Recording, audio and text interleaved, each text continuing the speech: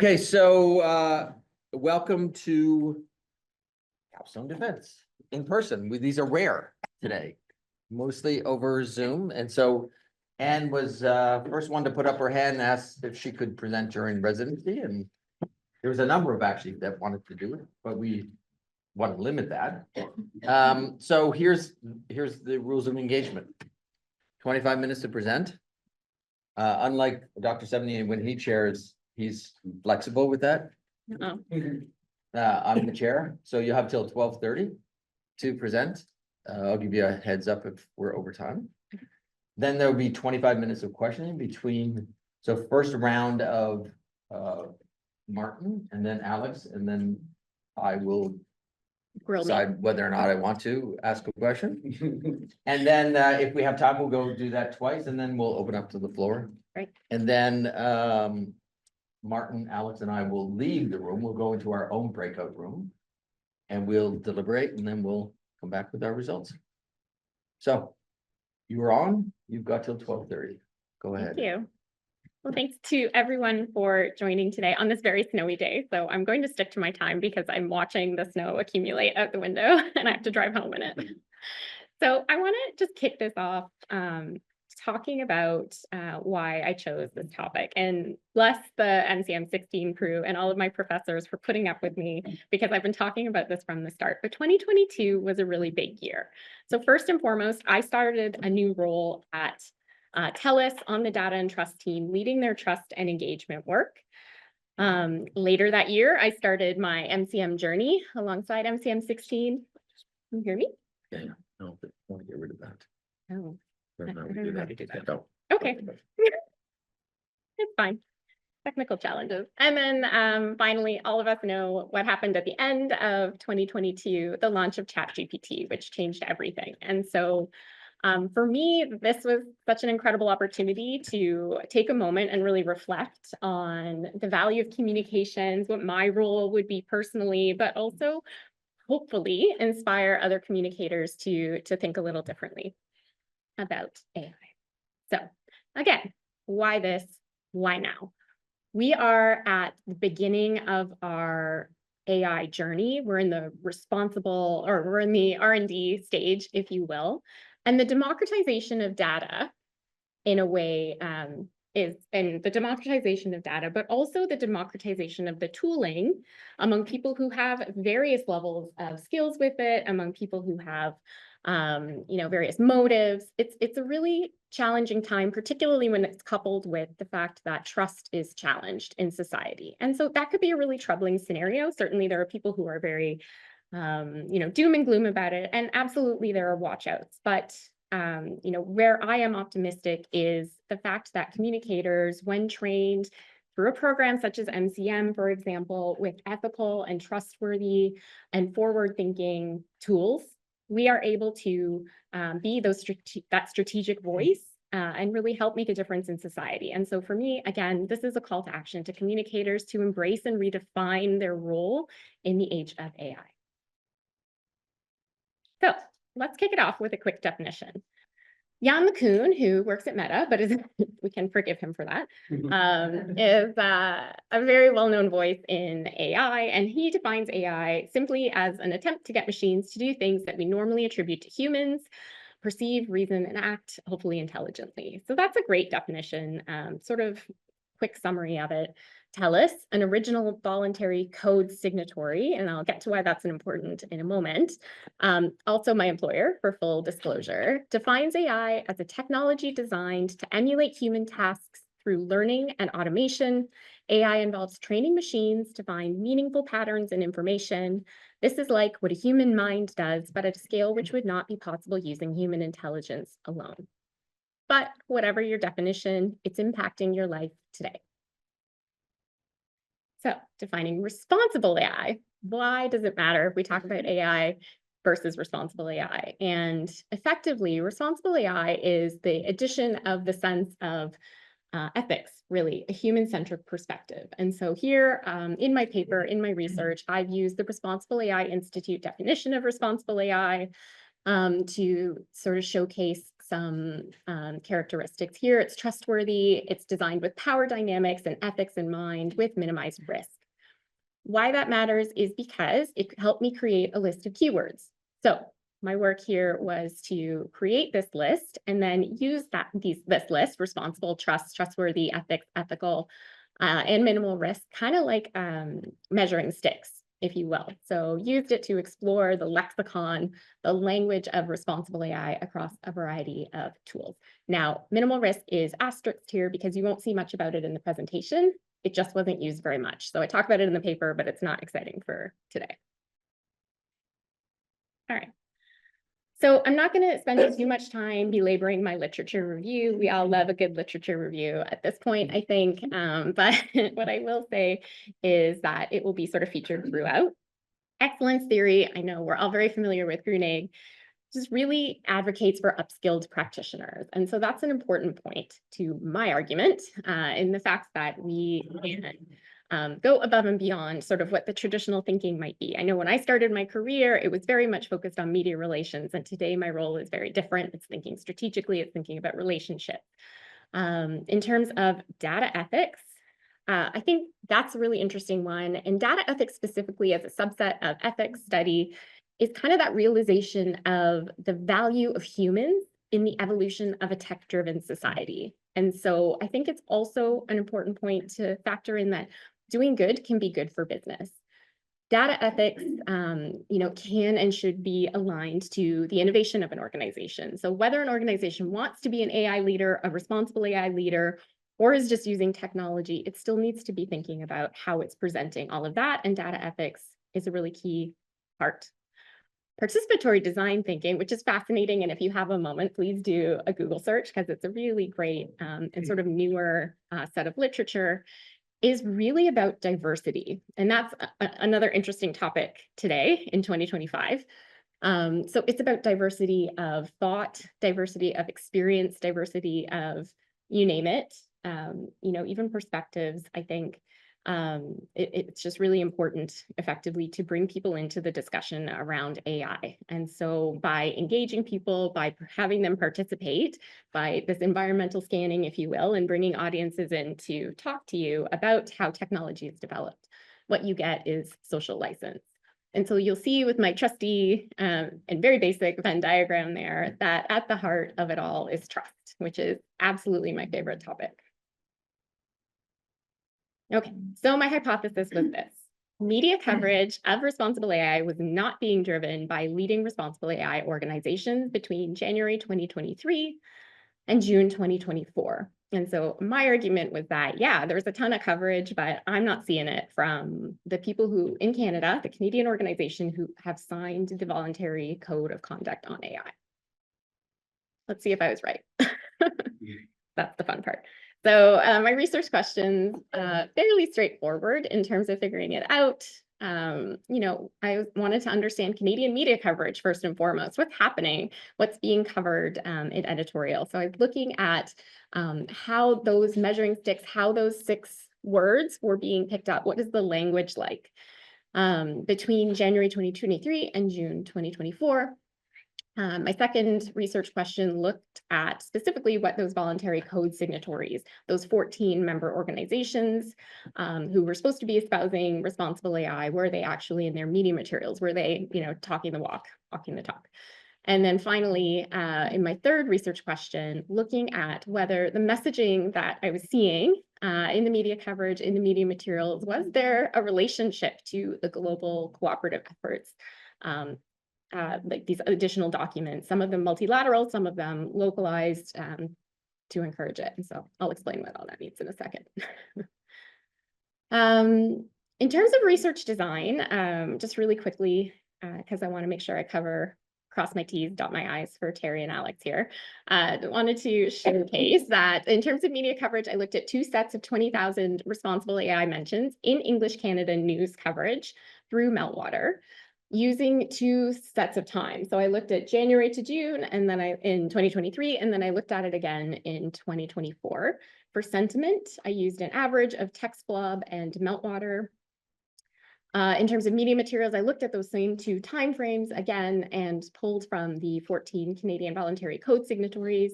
And then finally, looking at the global cooperative efforts, I looked at 3 sets of AI-related documents. So the AI principles and processes, the legislation, and some PR industry guidance. And you'll see there the shorter man, Minister Champagne, that's the announcement of the voluntary code of conduct in September 2023. They're all very happy. Okay, so what did I find out, which is probably the most interesting part? So effectively, there's been an increase in stories. So I think anybody who is watching any sort of news knows that there has been an increase in the volume of coverage of AI overall. So, that's a pretty significant number there. You got about 28% increase year over year just of AI mentions. When you look at the responsible AI mentions, again, using those guardrail or the measuring sticks, you've got nearly a 40% jump in coverage. In terms of sentiment, interestingly, well, neutral probably isn't a surprise. So media coverage generally should be neutral, right? We typically think of it as being balanced or expect it to be balanced. I was a little surprised to see negative coverage was fairly steady and actually dropped a little bit year over year, while positive coverage jumped. And so I think that is a notable finding, and we'll talk a little bit about why, but I will give you a hint in that it wasn't just press releases. That's also important. Okay, so you'll see here, without getting too much into the numbers, but trust and responsible, those blue and those orange lines across the top. So they're really very much in the lead. So the discussion that's happening in media coverage on keyword frequency, like we're really seeing trust and responsible. Ethical is sort of steady in third place. And then the remainder sort of at the bottom, kind of like a dull noise. In terms of media materials, so you'll see here the original 14 voluntary code signatories. I've listed them out, noting that ADA did not actually have any materials that qualified as media coverage. So you'll see I refer to 13 out of 14 because they just didn't put anything out that was notable. But in 2023, there were roughly on average about 14 AI mentions per story, and then it sort of moved up to 19.91 average mentions in 2024. So definitely seeing growth in terms of the AI mentions that were happening on average, but the responsible mentions just did not grow as fast. So to me, that suggests that perhaps there was a little bit of hype, which again, probably not a shock. And when you look at the release counts of the signatories, you'll see that they all started talking more overall. So each of them, on average, there's a 15% increase, but the AI mentions jumped to 64%. So again, likely trying to appease investors, trying to jump on the train, fear of missing out. But also probably like work that's happening in products and services that are available. So I want to pause here and share some secondary research that I uncovered. Just quickly. I think it is worth discussion, particularly among people in this room, to talk about press releases and their value and the value of editorial coverage as well. So in the age of large language models, reputation is impacted, right? So I think that's something that's been absolutely on my mind. Like, where is it best to spend our time and money and effort and be thinking about how am I going to support my organization through this? Granted, my lens at work is very much trying to drive that responsible AI leadership, but I'm also thinking about it from a broader perspective. There are other teams who are not talking about AI at TELUS. So in my research, I found this really striking and I think worth noting. So 74% of journalists in Canada and the US want press releases. Now, I have absolutely been part of conversations where people are telling me that press releases are a waste of time. And I do not believe that is the case. I'm understanding, I think as we all do, that the media landscape is shifting, particularly in Canada. We still see real value there. I think that value is increased where we see the value of those releases in the reputational trustworthiness among LLMs. So when we see large language models going out and taking data, they're actually pulling a lot from press releases. And that's a great thing for us as communicators because we're writing those press releases. So 44% was the impact. And that was the strongest impact of all of the different types of content they looked at. And then that similar report from our members also found that when people looked at, asked an LLM, is that company trustworthy? The coverage was mostly influenced by editorial coverage. So those press releases were driving that editorial coverage. And so again, like there's value in this media relations. There's still value in that traditional media relations and sort of building those relationships, making sure your content is good. Okay, so our responsible AI leaders are these voluntary code signatories making news, looking at research question 1 and research question 2 and taking this combined set of data. So in 2023, we can see that 13 of the 14 signatories issued press releases, and they generated a total of 9% of the responsible AI media coverage. That's okay, that's not bad. In 2024, we see that they generated 8%. And so that might seem like a decline, but remember, it was a big jump in terms of the total responsible AI coverage overall. It was close to 40%. So that's actually pretty solid. However, when you add in the reality of the fact that there were a bunch of additional signatories to the voluntary code to get us to the 40 total, you see that the responsible AI media coverage is from those people is actually 20%. And so 1 in 5 stories is being placed by those organizations that are sort of suggested or not suggesting, but like espousing the benefits of responsible AI. And so that's really positive. Okay, now going into research question 3 and looking at the global cooperative efforts. So I am not a policy analyst. I am not going to bore you with a detailed analysis of each of these documents. I'll spare you. Also, Terry will shut me down in terms of time. But what I do want to highlight overall is just sort of the place of these documents.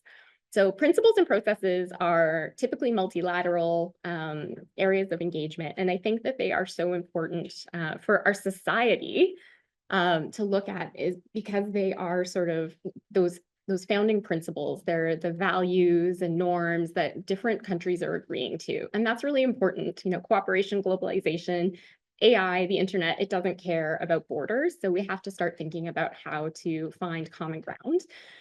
They're also trying to find interoperability, right? So if your AI system in one country and your rules doesn't allow for certain things that are happening in another country, organizations are going to have a tough time keeping up. So these are really important ones.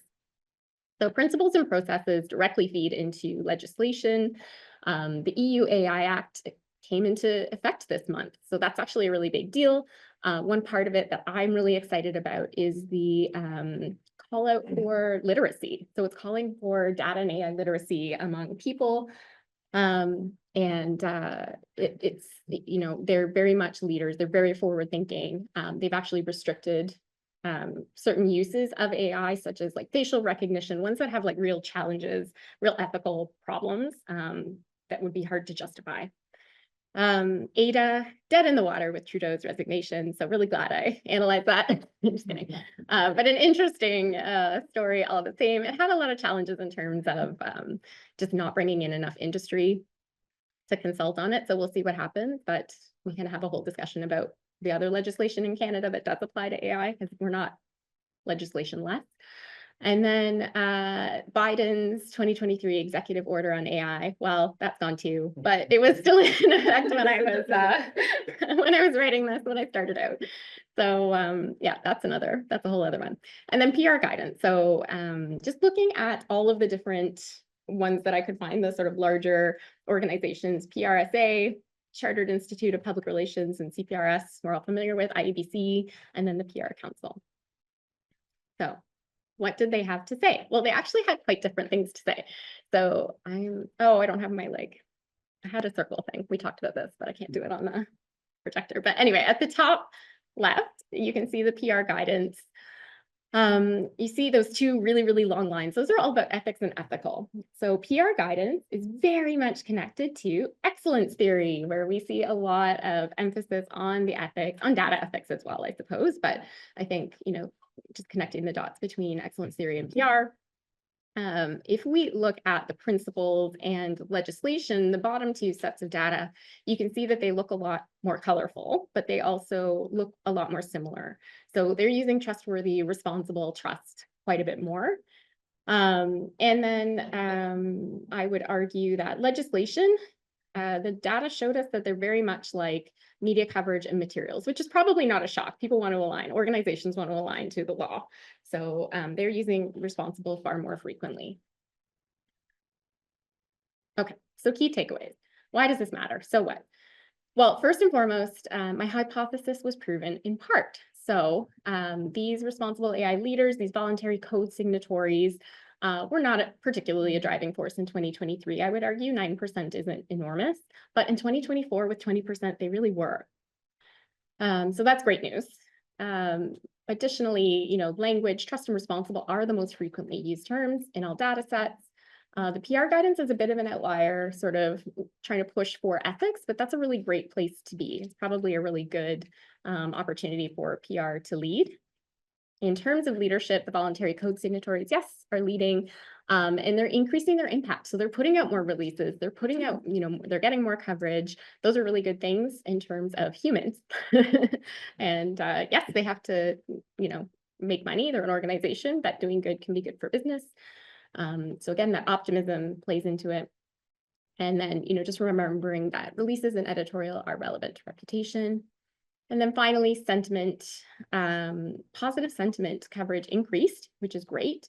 And then there was another notable finding. So while print coverage was less than 3%, it is the most likely to be negative. So those print journalists, man, they are down on the AI. So it was negative, 17% was negative. So I think that just goes back to the fact that we need to have relationships. We need to have human interaction with journalists. Those backgrounders, those meetings really do matter. Take the time to have them. So all of this research got me really thinking about how I could support my industry, how I want to apply it, really. So selfishly, just trying to put it down in words. And I wrote about 10 pages on this. So I've tried to put it all on one slide. So bear with me, forgive me for this. But effectively, thinking about three sort of areas here. So not every organization, as I've stressed before, wants or needs to be responsible AI leaders, but I think every organization is probably grappling with how to use AI responsibly, how to talk about the use of AI, how to talk about the use of their technology. It doesn't just have to be AI. So trustworthy organizational actions, relationships are key. Communicators have this ability to boundary span. We can work with everyone across the organization and make sure that we have an eye on what's happening and that everything that happens internally eventually gets found out externally. So making sure that everything is the way that it should be, and it's, we are driving that trustworthiness, again, tying back to excellence theory in terms of our role on that front.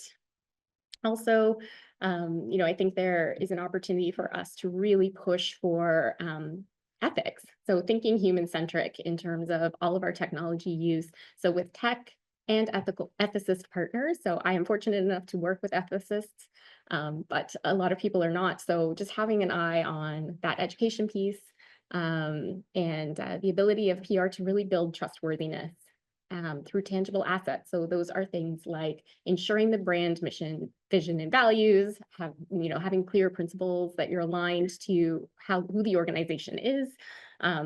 Fostering literacy is really important to that ethics piece and just helping people along.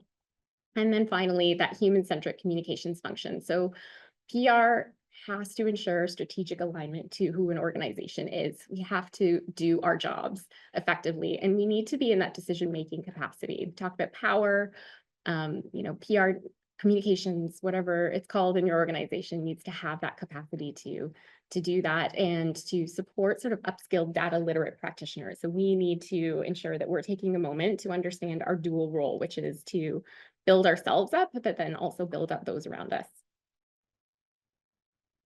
Okay, quickly, limitations.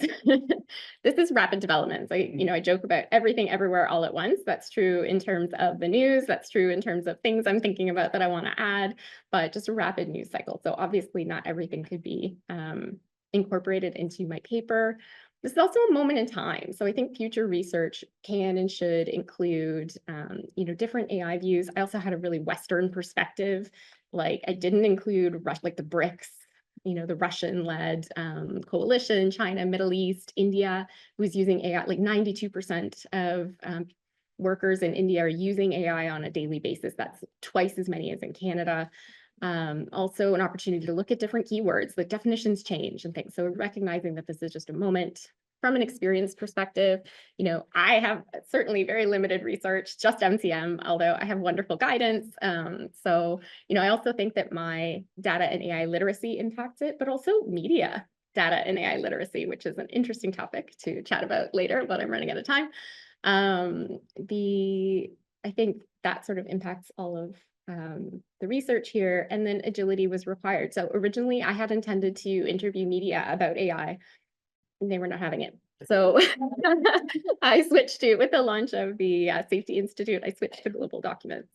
And then ultimately like sentiment measurement. So doing my human testing, doing my intercoder reliability of meltwater, I didn't like how everything was coming out in terms of sentiment. So adding in text blob to make sure that I created an average, because I think it's worth talking about sentiment. So implementation, I'm on a panel with Dr. Flynn and Kevin in April at the AI NPR conference. I will also be presenting my findings in Washington at the IPR Bridge conference. And I get to apply this every day at my job, and I'm so fortunate to do that. I'm really jazzed. And then I just want to say thank you. So first and foremost, Martin, thank you so much for your support and kindness and calm through everything. Dr. Sévigny as well, thank you very much for agreeing to be my second reader. Dr. Flynn for being here. Kevin, intercoder reliability testing extraordinaire.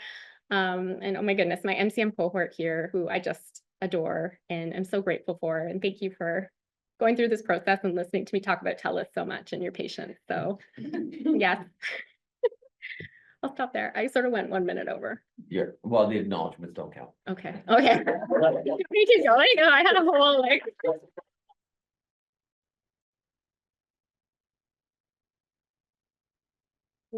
Well done. Okay. Mark. First of all, it's been great working with you, and also you did such thorough research into a question that I think all of us should be thinking about. What is our role when it comes to helping our organizations talk about artificial intelligence, whether we're using it responsibly, whether we're just focusing on the hype?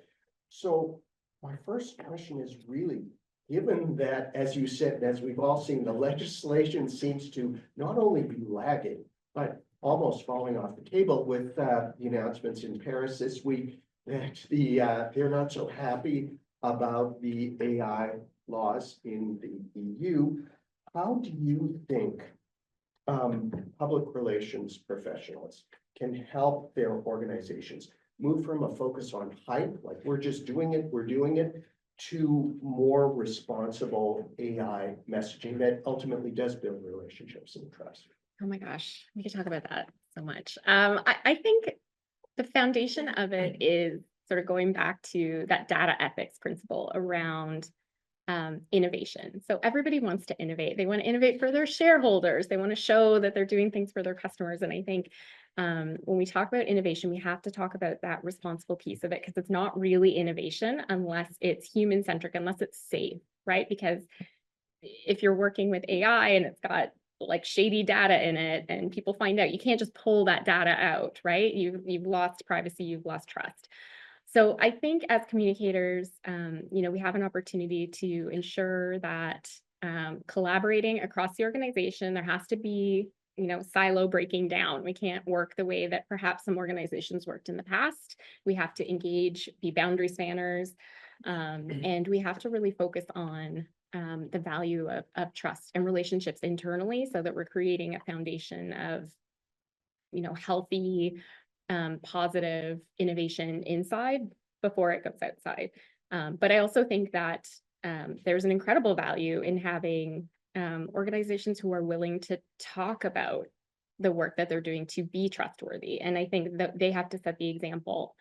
It makes me think about the Edelman Trust Barometer in 2025, like they put out, continue to see like overall society decline in trust, decline in government and all of that. And they're sort of putting a lot of faith in organizations. And so, typically we're in an organization. So how can we figure out a way to be listening to our audiences and our stakeholders to make sure that we're, having conversations, engaging them, participatory design, host focus groups, talk about the products that you're working on, how AI is being involved in that, and then carry that forward. So sort of be the change. No, well, I'm gonna ask one after, or do I ask two? That's okay. Because I. More. You don't have to ask any, like I'm good.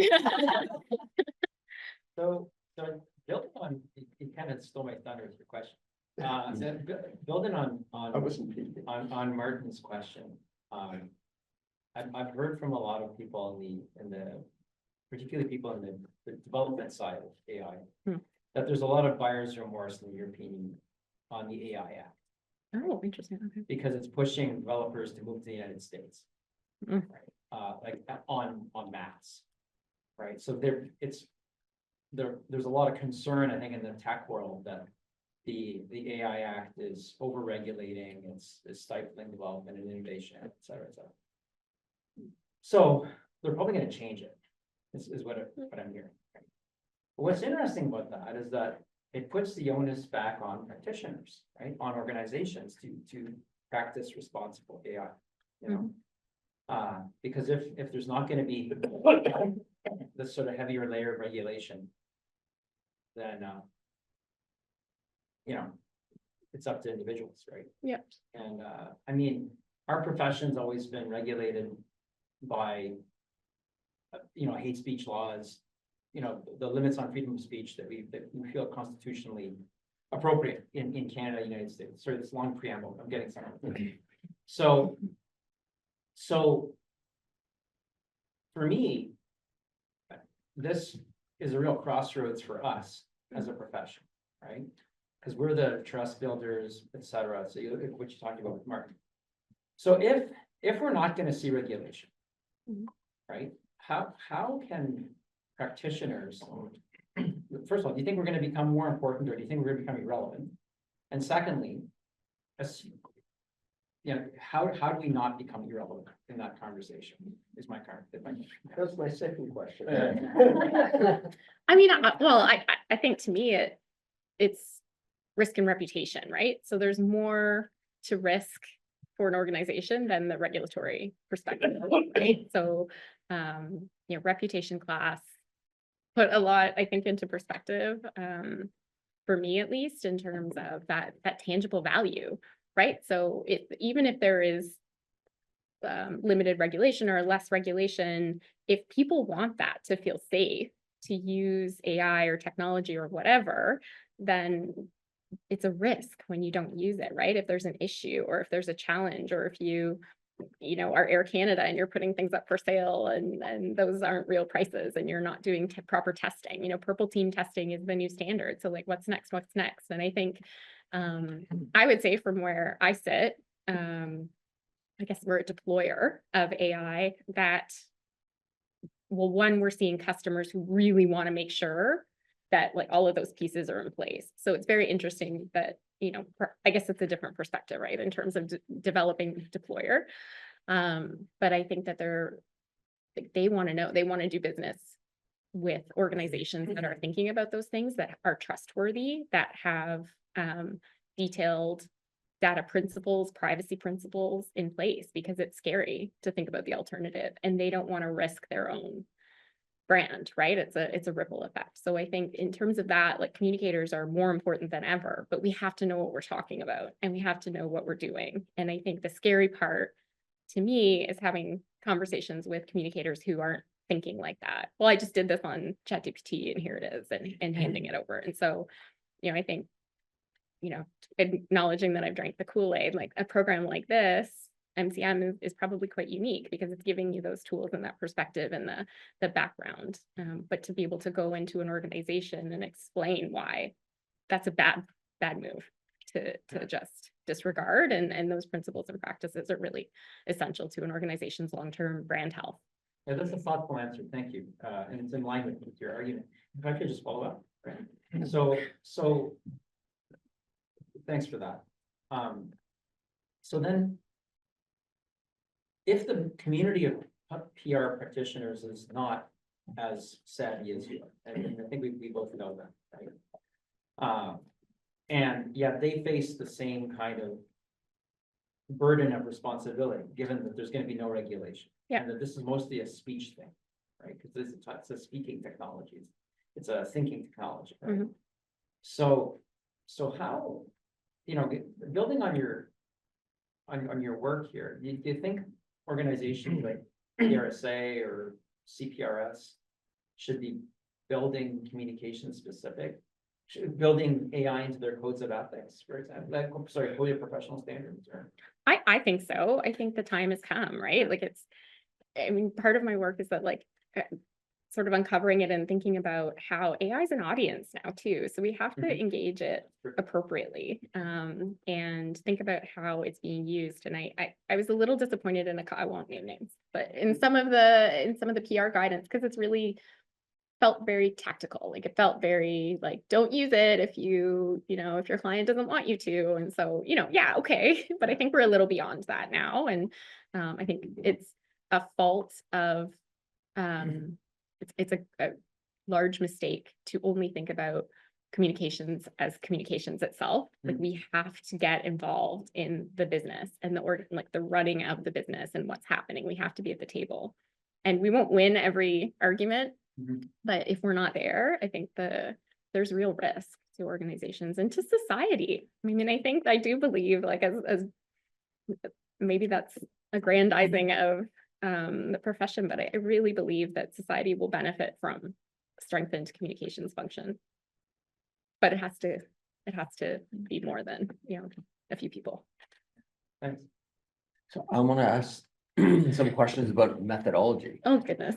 Yeah, especially as it relates to content analysis. Oh, yes. So tell me about the process that you undertook to ensure that the data that you coded is reliable and valid.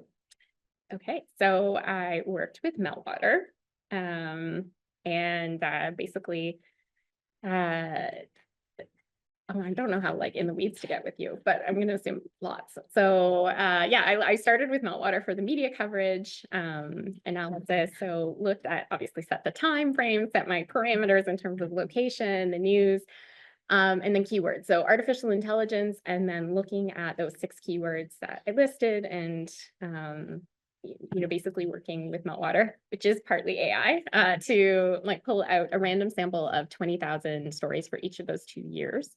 Sort of checked it, did my testing. I describe it in my appendix in terms of sort of human testing. So I was the intercoder reliability test for Meltwater, I suppose, in that case, to make sure that it was actually generating stories about what I thought it was generating stories about. And then, as Alex taught us so well in data analytics, I coded it to my code book, which again is detailed in the appendix there, but basically giving everything a numerical value and just checking it along the way. I saved an original version and I saved the new version just to make sure I didn't lose anything as I went. And then Microsoft Excel did its magic for correlation and all of that. It's not me with a calculator.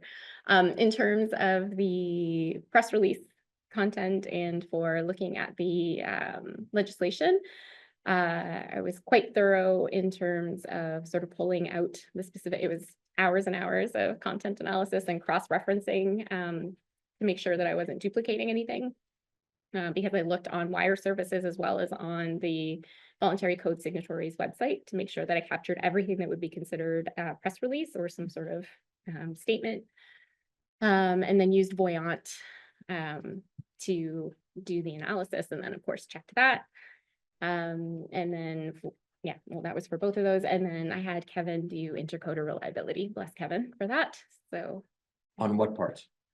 on the whole thing. So, Thank you. thanks for that, because I Uh-oh. always want people to make sure that they understand that content analysis isn't just something that's I read easily done, something and here, right? yeah. Right. No. Why did the journalists not want to partake in the study? We're like in the safe space, right? Yeah, you know what? It was such an interesting journey with that. I thought We are being recorded, so. that's okay. so- Look, I won't name names. Such an interesting journey, and I rushed through it, but I think this is like probably something somebody should dig into. It was really interesting. So I reached out to, I think my list was close to 100 people in Canada and the US who cover AI. And I made sure they had a story, and I like cross-referenced them, and I reached out and said, hey, I'm a master's student. Would you have, an hour of time to talk to me? I know it's super busy. And I'd say mostly not like, it's like media relations, old school, like mostly not, because I didn't know a lot of them, admittedly.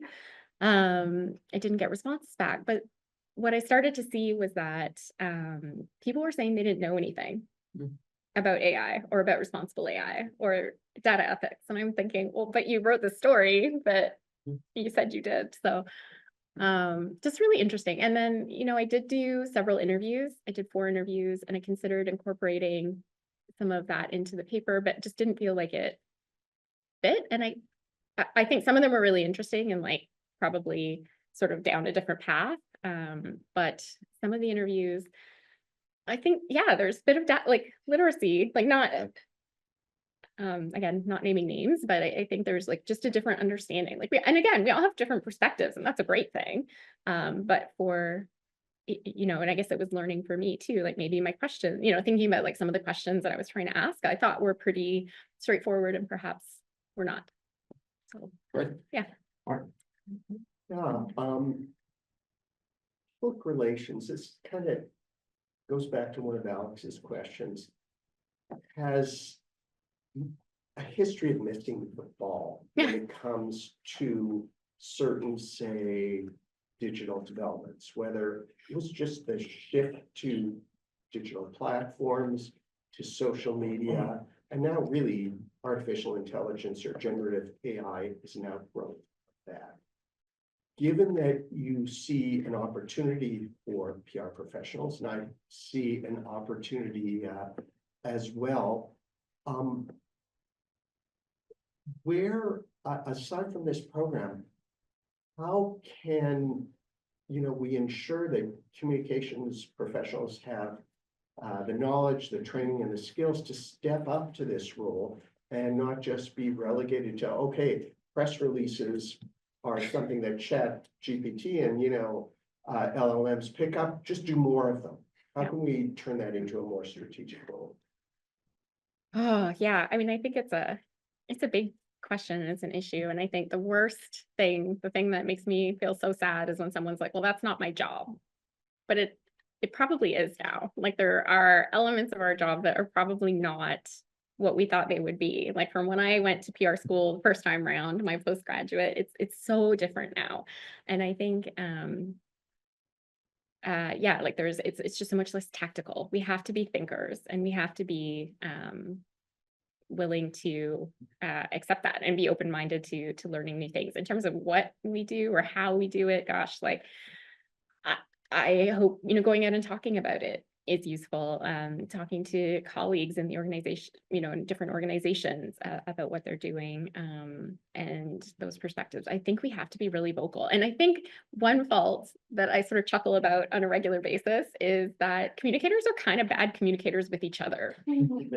And I don't know, I found that I think in every role I've ever had, like you don't always talk to each other, and that's a fault. Like we have to learn to break down those silos, collaborate better, and integrate into other teams. We have to be somebody on speed dial in our organizations, but we also have to be talking to each other about learnings and not so worried about, that's, I mean, obviously not confidential things, but like don't be hoarding information. We have to be talking about it and having real conversations. Like that hard numbers report that I found, I shared with a number of colleagues because I was like, this is fascinating. You have to read this because it's changing how we should be operating. It's changing how we should be building strategy and making recommendations. And so I think it's little steps like that And I really do hope that there is a deepening of academic like breadth and in some of the like post-grad programs. I think like no knocking where I went, but it was pretty like, this is where you play and this is where the organization plays, and like you don't cross paths.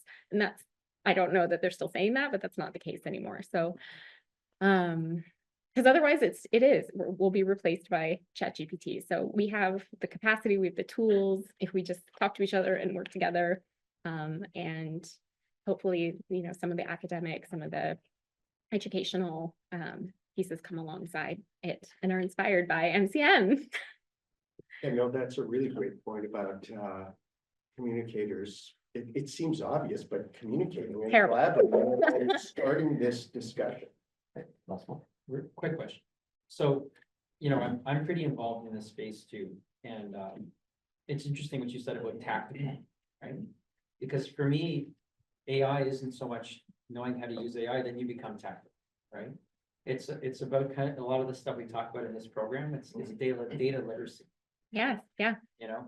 And I think that's like, even when I gave this masterclass series with your IABC, and it was interesting because people had no concept of how to like fit their practice onto a best practices model of standard operating procedures, right? Like even something like Kaplan management, or something like that, right? Basic stuff. So do you think, so my last question, do you think that, like, how do we manage that going forward, right? That new way of doing business that's going to be required and that nobody likes. That nobody likes. I think, so I will say this, years and years ago, my dad gave me a piece of advice and he's like, whatever you do, get yourself on the scorecard. Right. At an organization. So basically make sure that you're part of the goals that you're tracking. And I think, a lot of what we covered in your class was like measurement. So it's got to be measurable, right? So you can measure things like reputation. You can measure things like trust to some, to different degrees and whatnot. So I think there's, the realization, I hope that will happen, that there's like tangible value in having these experts on staff. I don't know how to change it exactly. I mean, I think in terms of there's education that needs to happen. There's data literacy that needs to happen, data and AI literacy. I hope it's happening. I hope people are inspired. But again, it's up to us who know to go and be the voice of it, I think, and sort of be the change. Okay, we will pause here, and Martin and Alex and I will go